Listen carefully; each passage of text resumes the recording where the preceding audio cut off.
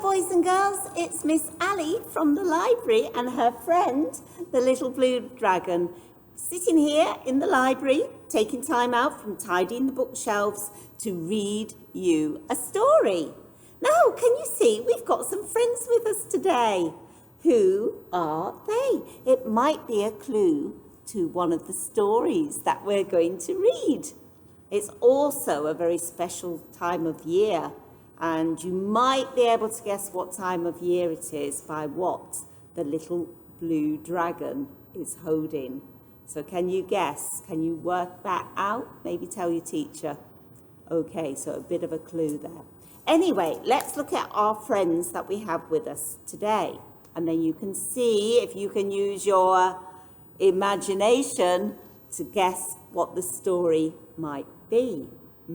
It might not be what you are thinking of straight away. Okay, so who have we got? We've got the little blue dragon. Hello, yes. Oh, he's very excited. He's been waving his flag a lot. Okay, do you know what country that flag belongs to? Tells you the country that the little blue dragon is from. Okay. More clues about where he comes from, because he's a bit of a mysterious character. So we have got Mr. Fox, Mr. Snake. Can you see Mr. Snake? Mr. Owl. Oh, I'm sorry, did I grab you by your beak? Oh no! Oh, and who is this? Who can this be? It is Gruffalo. Now, is there somebody missing? I wonder where he is. I did see him. Maybe you can spot him and we will find him by the end of the story. Do you know who it is? Who are we missing? Right. What's that? Okay. Little blue dragon knows exactly where our friend is. Okay. Right. Are we ready for our imagination? We've got to do that first. So let's rub our hands together and we are going to get, oh, I can feel it already. I can feel the, imagine. Oh, look, he's falling down. Don't disturb my little ride. Imagine a story. Imagine a book. Imagine a story. Open your eyes and let's have a look.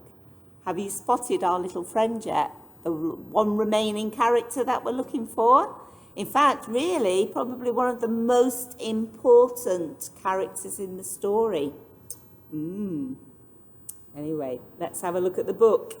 And it is the Gruffalo's Child. Okay, do you know the story of the Gruffalo? Well, this is the Gruffalo's Child. And it's by Julia Donaldson. So she used up her imagination to think up the characters, to think up the story. But Axel Scheffler, he is the illustrator. So he brought Julia's ideas to life in these beautiful pictures. So thank you, Julia, and thank you, Axel, for making this lovely, lovely story. But there's somebody else we have to thank. Can you remember who? And it is the publisher. The publisher, he's getting shy. Oh dear. Right. The publisher is the company that makes the book into something like this that I can have on the library shelves and also to be able to read you this story. So thank you, Macmillan, for making this lovely book and for letting me read the story to our children at Amity. Are we sitting comfortably?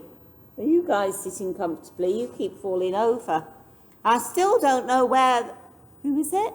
Who are we missing? Who? What's that?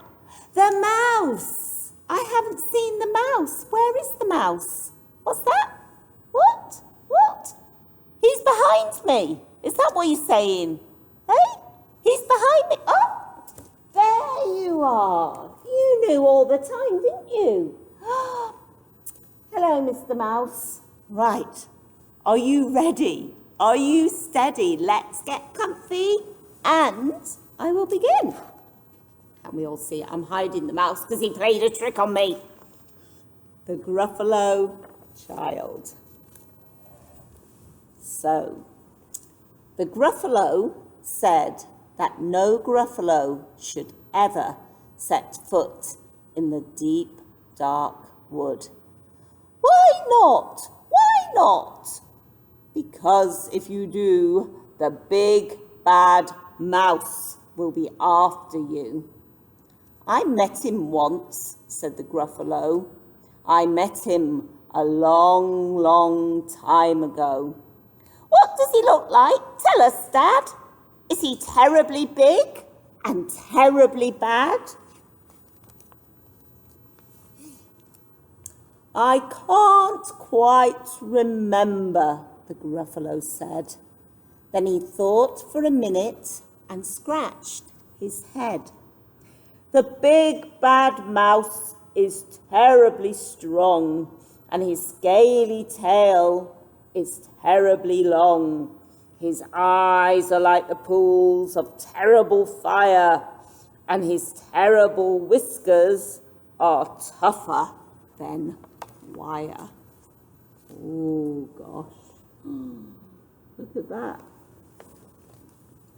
What's that? What's that? Oh, little mouse would like to come and sit here. Will he sit there? He can't quite see, so he's there. Hello, boys and girls, he's saying. Right, you can sit there because you're so big and strong. Right. One snowy night, when the Gruffalo snored, the Gruffalo's child was feeling bored. The Gruffalo's child was feeling brave, so she tiptoed out of the Gruffalo's cave. The snow fell fast and the wind blew wild.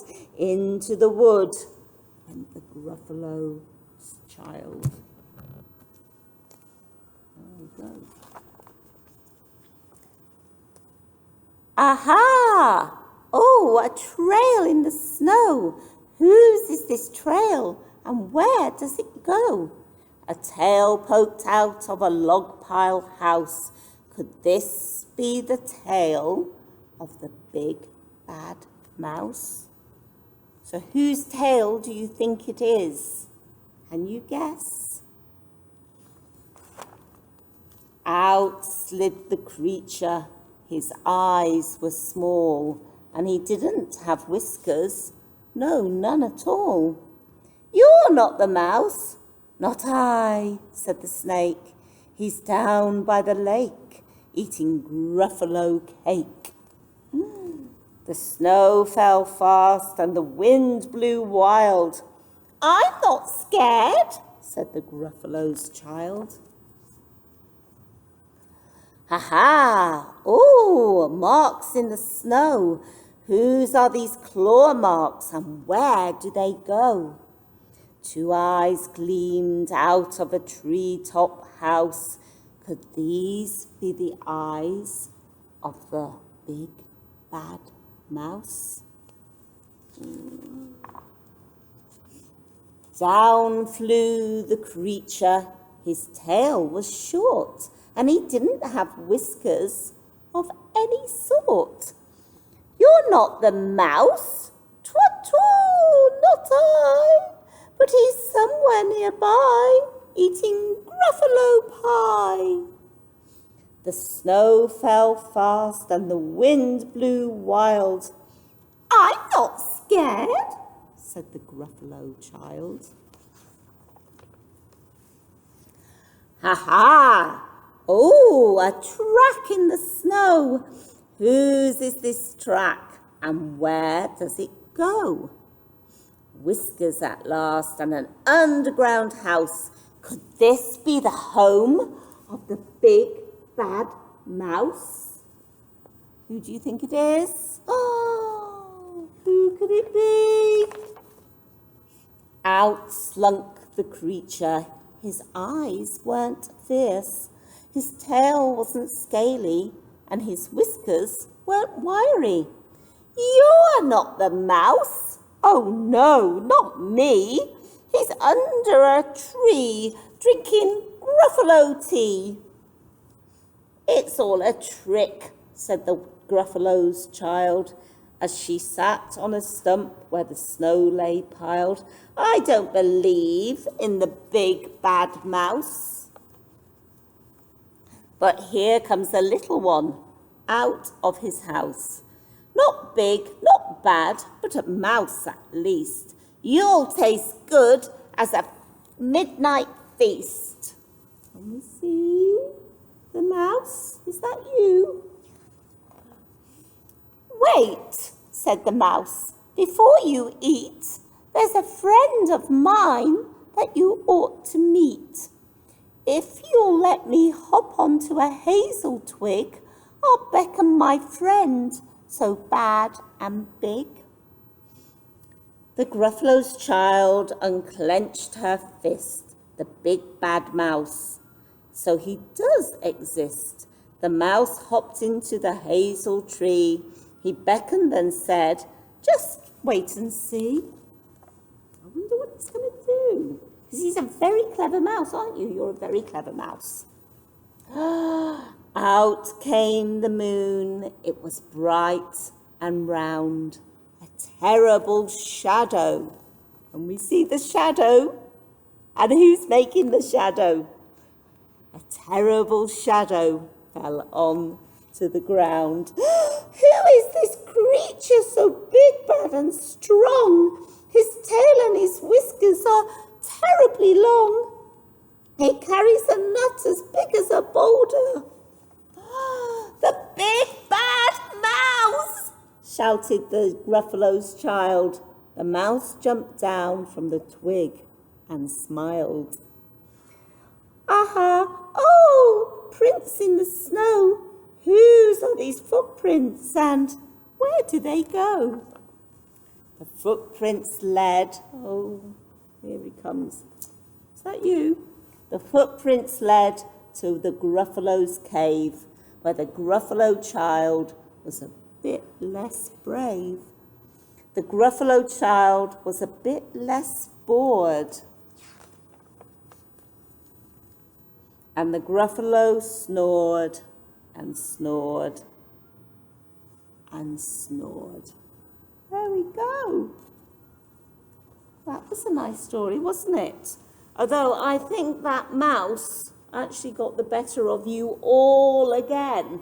So no wonder Mr. Mouse was hiding behind me, just in case these creatures thought, maybe mouse would be good for tea. But you're too nice for that, aren't you?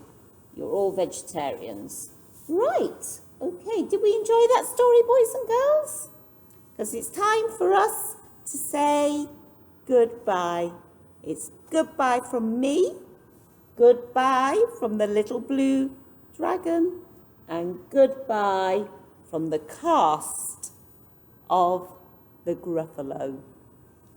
Bye!